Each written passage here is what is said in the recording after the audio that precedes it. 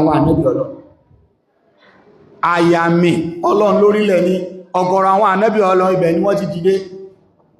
Ànábì wa Muhammad sallallahu alaihi wasallam ànábì wa ní bí èèyàn bá wá kírun ní al-Masjidul Aqsa èèyàn ó gba láàdá lórí irun kan tí èèyàn bá kí ń bẹ̀ láàdá 500. jàmáà ṣé kò tún ju ti lé lọ. ìyẹn ló fà á tó jẹ́ pé àwọn bàbá wa tẹ́lẹ̀ tí wọ́n bá ti lọ Mákà wọ́n ó ti bá wọn ṣe tán bá ti kó Mádínà wọ́n wá sí Kudus Jerusalem kan tó máa padà wá sí Nàìjíríà. àwọn náà máa ń pè ní Ájì Kudus. wọ́n dé Kaaba wọ́n kírun bẹ̀, wọ́n dé Mádínà mọ́sálásí wọ́n tún gbalada 1000 bẹ̀, wọ́n ti gba 100,000 ní Kaaba, wọ́n tún dé Mádínà wọ́n gbalada mélòó 1000, wọ́n tún dé Masjidul Aqsa wọ́n tún gbalada 500 kan tó máa padà pọ̀dọ̀ sí Nàìjíríà ní 27 level. a wá rí pé àdánù ńlá ni fún wa tí wọ́n já débẹ̀ mọ́. gbogbo ẹni tó bá lọ hajj ń sìn tẹ́ bá ti parí tẹ́ ṣe Mádínà ó di Jídà, from Jídà Nàìjíríà yá. ṣùgbọ́n tẹ́lẹ̀tẹ́lẹ̀ láti Mádínà yẹn ẹ lọ sí Jerusalem, ẹ lọ bẹ̀, tẹ́ bá débẹ̀ ẹ kírun Masjidul Aqsa. ó ń bẹ̀ẹ́nú àwọn bàbá wa láì tí pé igan táwọn ṣe kó tó di pé gbogbo wàhálà tó ṣẹlẹ̀ wọ́n lọ síbẹ̀. kẹ́nìkan wá máa sọ wípé mùsùlùmí ò lajú, ẹlòmí pásítọ̀ ni kò dábùdárí tí ó máa fi fọ́pá. bàbá mùsùlùmí tí ò lè fi ìdí ìgò kọwó ó kéré jù lẹ́ẹ̀kan nù gbèsè ayé rẹ̀ tó bá ṣe ájì yóò go plane, yóò travel kúrò Nàìjíríà. It's an international man. lẹ́ẹ̀fì pé ẹ̀sìn wa ó tẹ́kẹ́ agbógbó agbègbè táàfì lè pélé èèyàn nínú ìṣẹ̀mí ayé. ó jáde fasiru fil ardi, ó ráwọn èèyàn ó kó Mákà ó lọ Mádínà, ó kó Mádínà ó lọ Jerusalem. gbogbo bẹ̀yẹn lórí lọ́bí jẹ́ pé èèyàn bá lówó lọ́wọ́ nínú tí èèyàn máa fowó ṣe. lọ́bí jẹ́ pé tẹ́ bá wà àwọn èèyàn kan láwọn orílẹ̀-èdè kan tá a sọ pé àwọn ti gbé pẹ́ẹ́lí, wọ́n ti dàgbà sókè,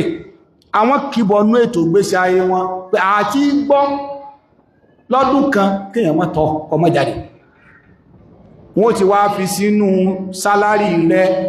tó bá ti wá di parí ọdún tó bá ti ní leave lẹ́nu iṣẹ́, wọ́n wá bí gọ́ọ̀mẹ̀ntì ó béèrè pé níbo lo fẹ́ tọ́ lọ lọ́dún yìí, ìwọ́n wá fílẹ̀ ẹ̀ wípé mo fẹ́ lọ sí US.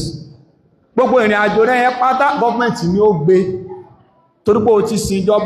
sìnjọba o ní ìdí odidi oṣù méjì nínú oṣù lọ́dún kan fi fún ọ ní leave. bó bá sì wọ́ o lè lọ fẹ́ West Africa, bó bá wọ́ o lè lọ fẹ́ lọ Egypt. èmi bá ọmọ British Muslim brother ni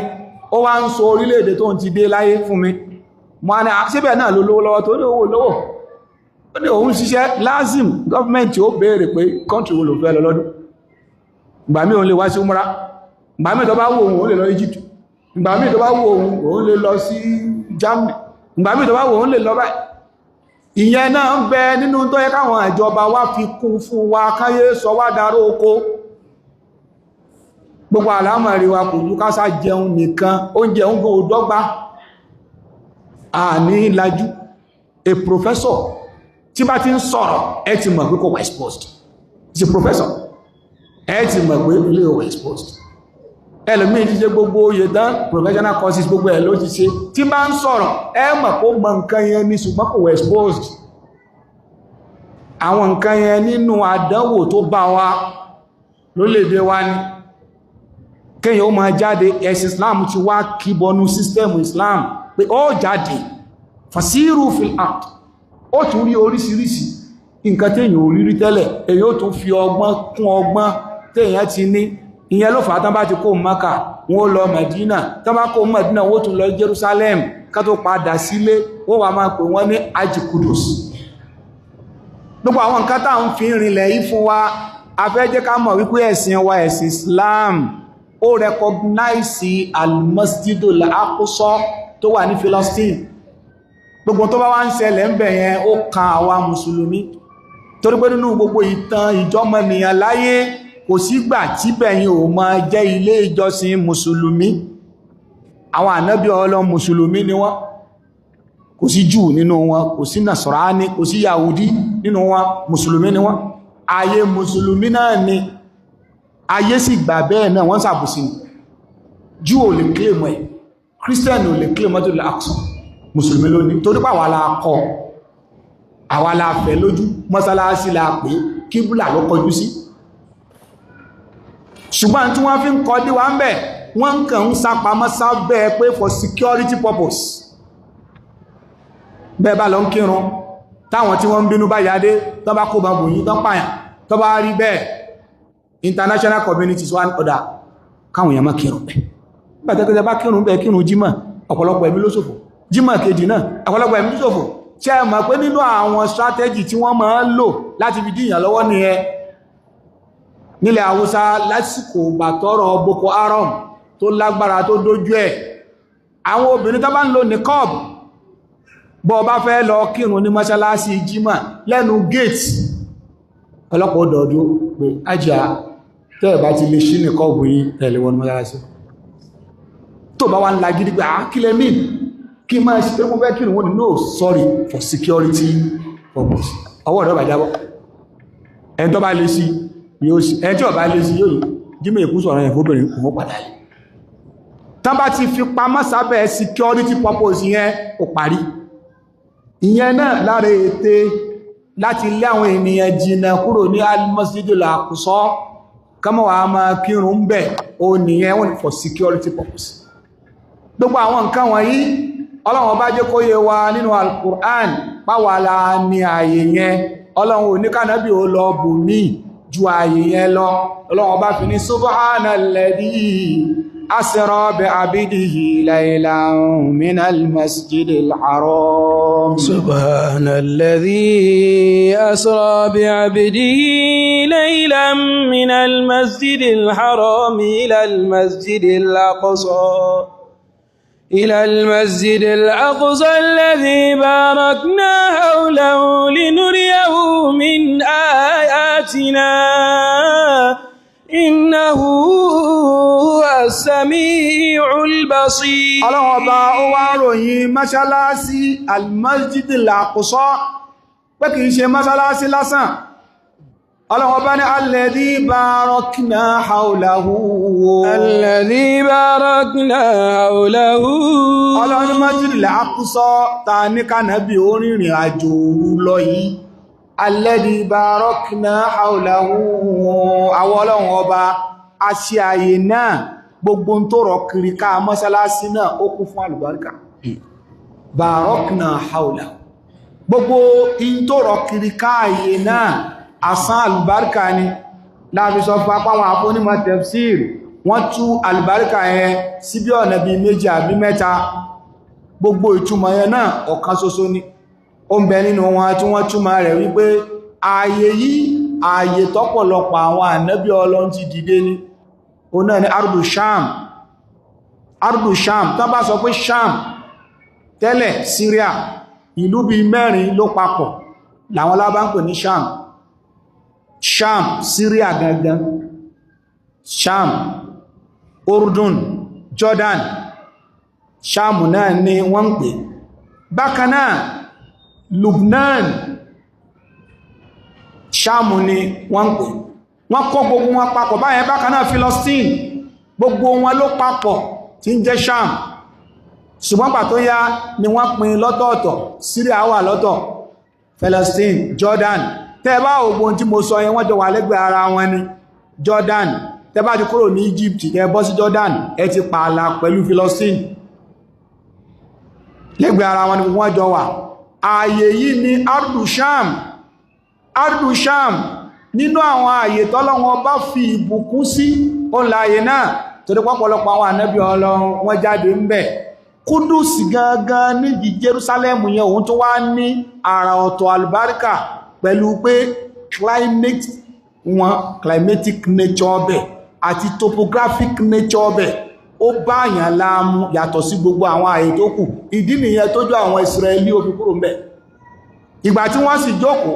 tí wọ́n ń dìsáìdì ìgbò làwọn Israeli fẹ́ dúró sí wọ́n máa mọ̀ tájẹ̀tì ẹ̀ lórí máàpù ní wọ́n rí pé ààyè yẹn ààyè ìbùkún ni ààyè tí nǹkan ti máa wù tójò tí máa ń rọ̀ dáadáa الذي باركنا lásán kọ́ ni àwọn èbó lọ حوله tẹ̀bà sí Jos kìí ṣe lásán wọ́n ti stọ́dí gbogbo odò làwọn lè wà tó fẹ́ jọ bí táwọn ti ń bọ̀ ìdí ni ẹjẹ́ sì rí pé wàhálà ò tán ní Jos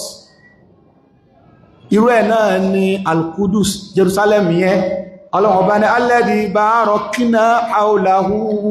الذي باركنا حوله ọlọ́ni ààyè yìí àwọn ọlọ́wọ́ bá fi àlùbáríkà wa rọ kìríká ẹ̀ nínú ìtumọ̀ àlùbáríkà yìí ó náà ní pé ìwọ̀n nǹkan rúgbìn tẹ́ bá gbé àtètè wù dáadáa ń bẹ̀ nínú rẹ̀ ni wípé òjò a máa rọ̀ dáadáa níbẹ̀ nínú bẹ̀ ni pé ọ̀pọ̀lọpọ̀ àwọn ànábì Ọlọ́run wọ́n jáde ń bẹ̀ kódà ó ń bẹ nínú ọ̀rọ̀ ànábì wa Muhammad sallallahu alaihi wa sallam wọ́n ní ànábì wa Muhammad sallallahu alaihi wa sallam wà rúwìyà ánì nàbí sallallahu alaihi wa sallam tí ara wọn àfá aládìsí gbogbo wà tí ẹ̀ bá ti ń gbọ́ pé wà rúwìyà tí ẹ rírọ̀ tó bá ti gba dómà tó bá ti sọ bẹ́ àdìsí dọ̀ífù tí ẹ rí àwọn technicalities kan bẹ núkéw ẹni tí ó bá ti kọjá mẹ́ kò lè yẹ tẹ́ẹ̀kọ́ wọ́n máa rò pé àdìsí ó translate wàrọ̀ wá wàrúwìyà tó bá jẹ́rọ̀ wá ìyẹn wá ní active voice nìyẹn ṣùgbọ́n tó bá jẹ́ wàrúwìyà ìyẹn jẹ́ passive voice nìyẹn tó bá ti wà passive àdìsí dọ̀ífù wọ́n wàrúwìyà wọ́n ti gbà á wá wọ́n àwọn wo àwọn aládìsí wò ní comment tó bá ti sọ tán tí wọ́n wàrúwìyà tó bá ti sọ bẹ́ẹ̀ ó ti mọ̀ pàdé ìsìn ọ̀dálà wọ́n ni wàrúwìyà ánì nàbí sallallahu alaihi wasallam wọ́n gbà wá látọ̀dọ̀ ànábì annahu qala wọ́n lánàbí sọ pé inna Allaha baraka fima bayna al-arish wal-farat wọ́n ni Ọlọ́run fa àlùbáríkà sí àárín ibi kan tán pè ní arish àti ààyè kan tán pè ní farat odò kan ní Ọlọ́run fa àlùbáríkà sáàrin wọn wa khassa Filastin bit-taqdis Ọlọ́run wá mọ̀ọ́mọ̀ sàdáyẹrí ilẹ̀ Palestine ó ṣe ní ilẹ̀ oníbùkún ilẹ̀ mímọ́ qala Shaykh Al-Albani alayhi rahmatullah àfá Shaykh Al-Albani wọ́n ni wa hadha hadithun da'if wọ́n ládìsí hadith da'if ṣáájú kí bàbá Albani ó tó sọ gabi wọn ò sọ in tó bẹ̀rẹ̀ rẹ̀ pé wà rúwí ayẹn èèyàn ti mà ṣùgbọ́n tí gbogbo èèyàn ni ó mà bẹ́ẹ̀ tí jẹ́ gbogbo èèyàn lẹ́fìrá àfáà mi gbogbo tó bá ti kà náà ni ó máa sọ tàbá sọ pé tó ń sọ yẹn kò rí bẹ́ẹ̀ yóò ní inú tí a náà mo ti ká ìṣe gbogbo tí yẹ ká ní tí a ó náà lórí bẹ́ẹ̀ ìmí ń bẹ wọ́n mọ̀ pé kò rí bẹ́ẹ̀ wọ́n máa mọ̀ mú wá ní kẹ́ lè mọ̀ pé kò rí bẹ́ẹ̀ ìwọ òkì mọ́lẹ̀ òfin ṣẹ̀ ṣùgbọ́n hadisi mi ń bẹ èyí tó lálàáfíà tó ń sọ pé ààyè ìbùkún ó ní ààyè Baitul Maqdis Kudus Sham ààyè ìbùkún ni Ànábì wa Muhammad sallallahu alaihi wasallam Ànábì ń sọ ọlá Ànábì ní la tazalu ta'ifatun min ummati Ànábì ní àwọn ènìyàn kan bẹnu àlìúmà mi wọn ò ní yé mọ́ jẹjà wọn ò ní yé mọ́ ráràn sí Ọlọ́run kódà káwọn èèyàn ó gbógun tì wọ́n àwọn ò dúró ṣinṣin lórí òdodo tí wọ́n gbé lọ́wọ́ wọn ò ní yẹ̀ wọn ò ní kúrò mẹ́ títàlìkì àmọ́ lọ́wọ́ bó fìdí kánà àwọn sàbí wá bèèrè pé min ayna hum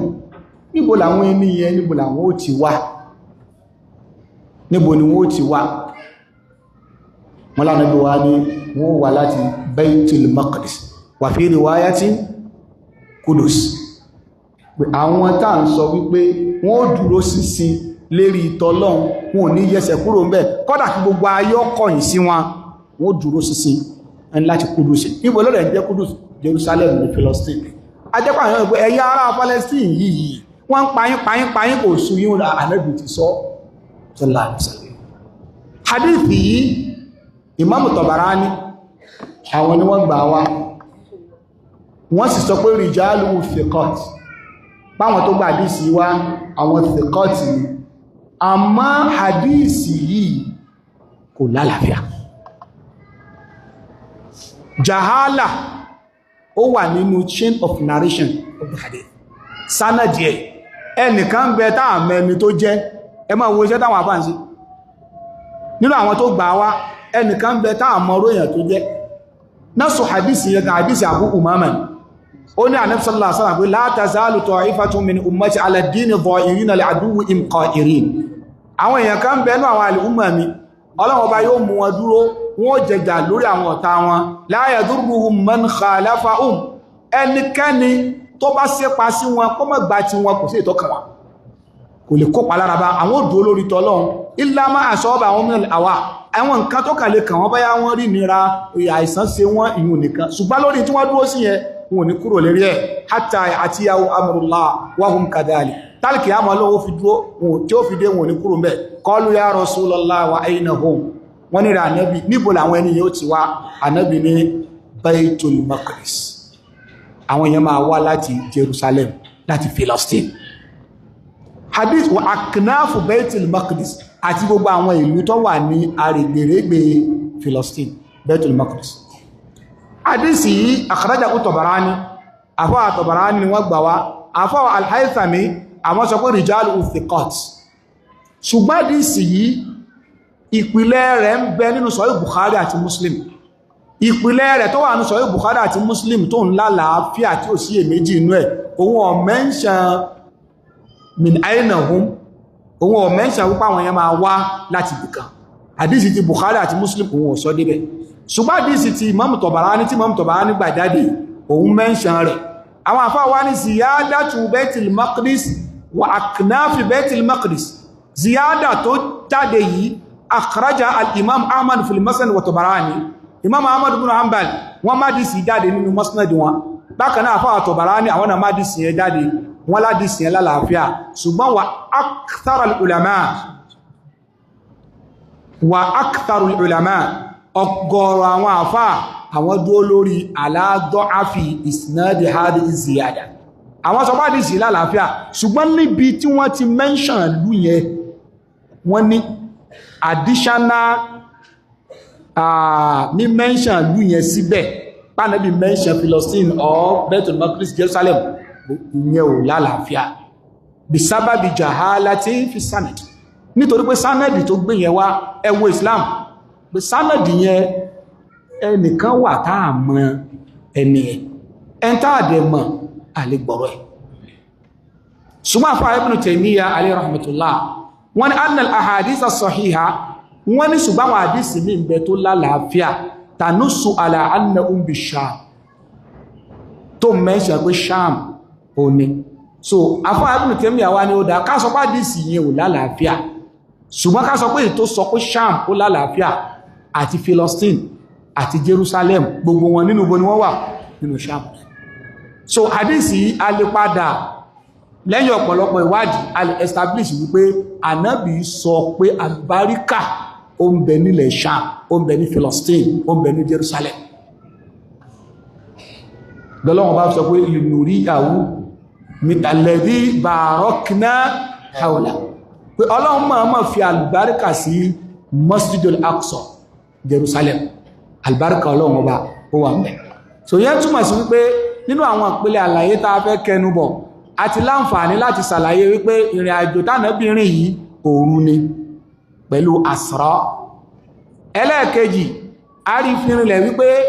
òru ọlọ́run tún pè ní láyélá láti jẹ́ kó kíláàsì wá pé kìí ṣọ̀sán lórí Asra anábì ò dẹ̀ fínú fídọ̀ pé ìrìn àjò afẹ́ ń wù mí ọlọ́run ló mú rin ìrìn àjò yẹn bí abúdì yìí ó jẹ́ kó wà established wípé anábì ò lálàá ó rìn ìrìn àjò náà ní tara ni àti pẹ̀lú àdísì Ummu Hani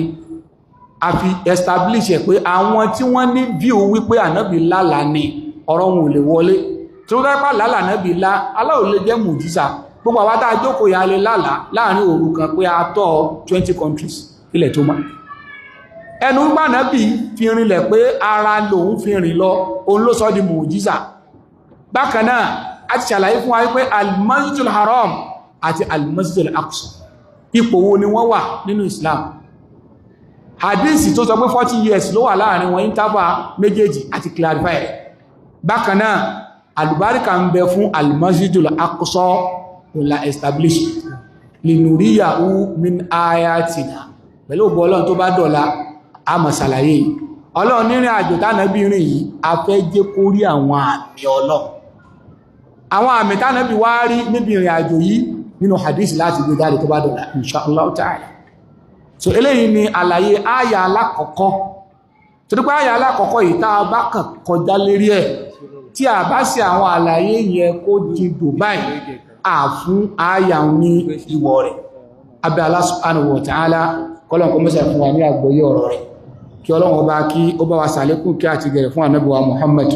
sallallahu alaihi wasallam wa sallallahu wasallama ala nabiyyina Muhammad sallallahu alaihi wasallam wa ala alihi wa sahbihi wa sallama taslima subhanakallahumma bihamdik ashhadu an la ilaha illa ant astaghfiruka wa atubu ilayk wassalamu alaikum ورحمة الله وبركاته وعليكم السلام ورحمة الله وبركاته Inshallah ta'ala pẹ̀lú wọn bá àsìkò tí a ní ọjọ́ ti lọ tí a bá ní ìbéèrè ká àbí méjì ẹ jẹ́ kí a gbà náà méjì náà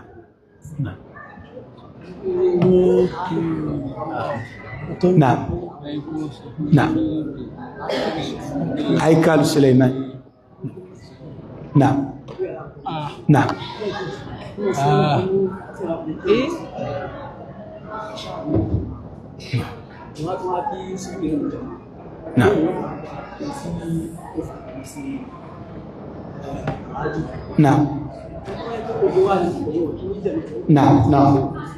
Now, number 2. Now.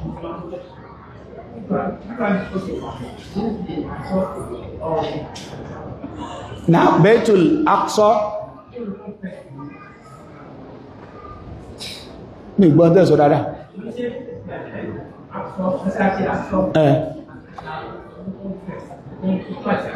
Ẹ̀wò lọ́kọ́ wà establish ní méjèèjì. Before.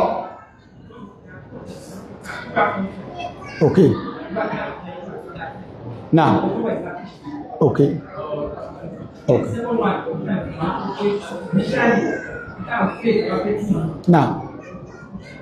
Now. Now.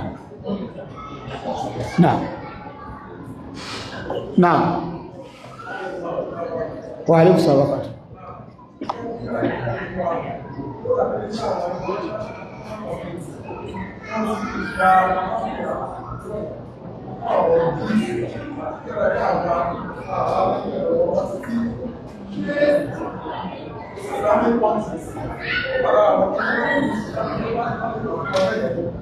Náà, jazakumullahu khairan.